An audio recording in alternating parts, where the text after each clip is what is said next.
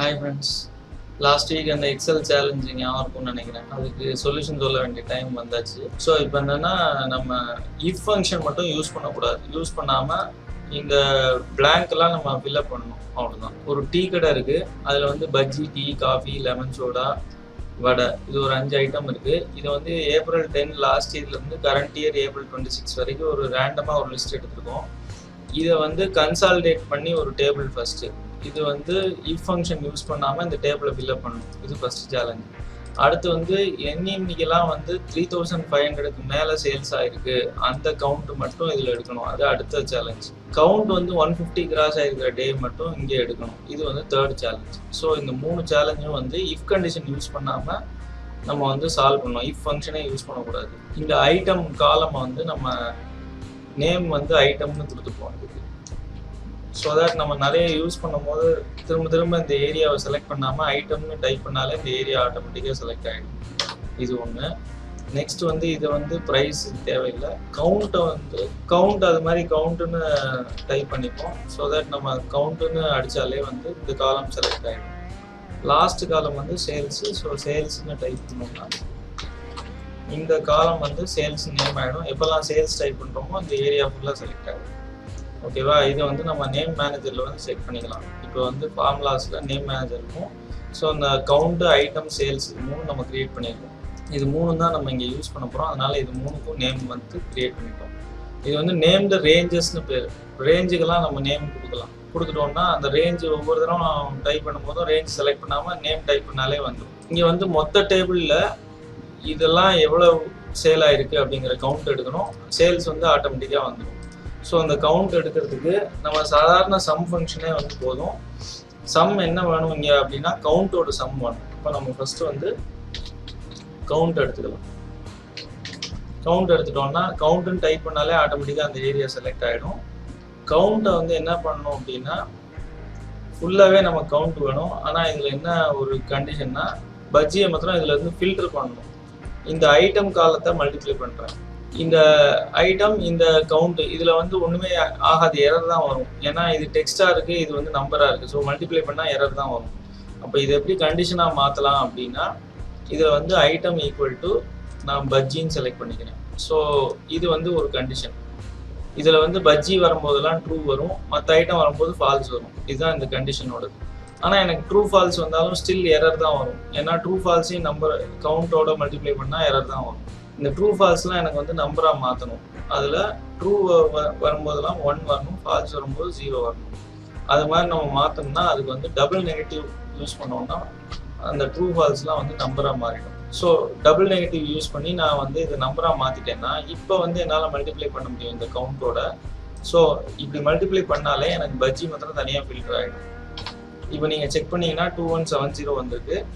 நான் இந்த count item சேமாக வச்சுருக்கனால நான் இதை வந்து ட்ராக் பண்ணிக்கிறேன். இப்போ பார்த்தீங்கன்னா இந்த 11780 கவுண்ட் டோட்டலாக வந்திருக்கு. எனக்கு இங்கே கவுண்ட் ஏற்கனவே நான் போட்டு வச்சுருக்கேன். ஸோ இந்த கவுண்ட்டோட எனக்கு டேலி ஆகுது. ஸோ இந்த கவுண்ட் வந்து கரெக்ட். அதே மாதிரி இந்த சேல்ஸும் வந்து கரெக்ட். ஏன்னா இங்கே ட்ரூக்கு நான் ஆல்ரெடி கண்டிஷன் போட்டிருக்கேன். அது ட்ரூ வந்துச்சுன்னா இந்த சேல்ஸ் டோட்டலும் வந்து கரெக்ட். அப்போ மொத்தமாக அந்த டேபிளே நம்ம வந்து சின்ன டேபிளில் கன்சாலிடேட் பண்ணிட்டோம். இது ஃபர்ஸ்ட் சேலஞ்சு. இது வந்து சால்வ் பண்ணிடுச்சு. இதில் பார்த்தீங்கன்னா சம் ஃபங்க்ஷன் யூஸ் பண்ணியிருக்கோம், டபுள் நெகட்டிவ் யூஸ் பண்ணியிருக்கோம், வேறு எதுவுமே நம்ம யூஸ் பண்ணல, இப்போல்லாம் யூஸ் பண்ணவே இல்லை. நெக்ஸ்ட் வந்து பார்த்தீங்கன்னா சேல்ஸ் வந்து 3500 இருக்கணும். வெறும்னா இது வந்து பஜ்ஜி மட்டும் கவுண்ட் எடுத்தால் போகாது. இந்த எண்ணிக்கு வந்து சேல்ஸ் 3500 இருக்கோ அதை மாத்திரம் ஃபில்டர் பண்ணணும். அப்போ இதில் வந்து 2 கண்டிஷன் இருக்குது உங்களுக்கு. இந்த சம் ஃபங்க்ஷன் என்னென்னா எத்தனை கண்டிஷன் வேணால் உள்ளே எடுத்துக்கும். ஸோ நான் ஃபஸ்ட்டு கவுண்ட் எடுத்துக்கிறேன். கவுண்டோட ஐட்டத்தை மல்டிப்ளை பண்ணிக்கிறேன். ஐட்டம் வந்து என்னவா இருக்கணும்னா எனக்கு வந்து பஜ்ஜியாக இருக்கணும். இது வந்து ஃபர்ஸ்ட் கண்டிஷன் நம்ம ஆல்ரெடி போட்டுட்டோம். இதோட எக்ஸ்ட்ராவாக இன்னொரு கண்டிஷன் என்ன போடணும் அப்படின்னா சேல்ஸ் வந்து எனக்கு என்னவா இருக்கணும், 3500க்கு மேலே இருக்கணும். ஸோ சேல்ஸ் வந்து கிரேட்டர் தான் 3500. இந்த கண்டிஷனையும் போட்டுக்கிறேன். எந்த கண்டிஷன் போட்டாலும் இதில் டபுள் நெகட்டிவ் போட்டால் தான் அது ட்ரூ ஃபால்ஸ் வந்து நம்பராக கன்வெர்ட் ஆகும், இல்லைனா உங்களுக்கு எரர் தான் ஆகும். ஸோ 2 கண்டிஷனும் போட்டாச்சு. நான் வந்து சம் ஃபங்க்ஷனையும் க்ளோஸ் பண்ணிட்டேன்னா எனக்கு வந்து பஜ்ஜி 1190 வருது. என்னென்னைக்கெல்லாம் 3500 மேலே போயிருக்கோ அதோட கவுண்ட் மட்டும் பார்த்தீங்கன்னா பஜ்ஜி வந்து 1190, அடுத்த ஐட்டம் 1350, அடுத்தது 1360, 2440, 1330. டோட்டல் பார்த்தீங்கன்னா 7670. அப்போ என்னைக்கெல்லாம் வந்து 3500 மேலே போயிருக்கோ அதை மட்டும் கவுண்ட் பண்ணோம்னா 7670 தான் வந்து கவுண்ட். சேல்ஸ் வந்து பார்த்தீங்கன்னா 1,17,730. இதை வந்து நம்ம நார்மல் மல்டிப்ளிகேஷன்லேயும் நம்ம செக் பண்ணலாம். இன்னொன்று வந்து நம்ம இந்த சேல்ஸுக்கும் வந்து இந்த சம் ஃபங்க்ஷனே யூஸ் பண்ணி அரைவ் பண்ண முடியும். இந்த சேல்ஸுக்கு அரைவ் பண்ணோம்னா நமக்கு கண்டிஷனே வந்து சேல்ஸை வச்சு தான், சரியா? அப்போ நம்ம ஃபர்ஸ்ட் வந்து சேல்ஸ் எடுத்துக்கணும். சேல்ஸையே சேல்ஸால் மல்டிப்ளை பண்ணணும். ஆனால் இந்த சேல்ஸில் வந்து கண்டிஷன் வந்து என்னென்னா greater than 3500 போகணும். ஒரு சேல்ஸ் வந்து நார்மலாக இருக்கும், ஒரு சேல்ஸில் வந்து கண்டிஷன் போட்டுருக்கும். இப்போ இந்த டபுள் நெகட்டிவ் போட்டுட்டு இதை க்ளோஸ் பண்ணுறோம். ஆனால் இன்னொரு கண்டிஷன் நம்ம போட்டு தான் ஆகணும். அது வந்து என்ன, அந்த பஜ்ஜிங்கிற கண்டிஷன் வந்து நம்ம போட்டாகணும். ஐட்டம் வந்து பஜ்ஜி. ஸோ டபுள் நெகட்டிவ் போட்டு ப்ராக்கெட் ஓப்பன் பண்ணிட்டு ஐட்டம்னு போட்டுட்டு ஐட்டம் ஈக்குவல் டு இந்த பஜ்ஜி இது செலக்ட் பண்ணிட்டோம்னா இதை வந்து சம் ஃபங்க்ஷன் இது ரெண்டையுமே க்ளோஸ் பண்ணிடலாம். இது என்டர் அடிச்சோம்னா சேம் ரிசல்ட் தான் வரும்.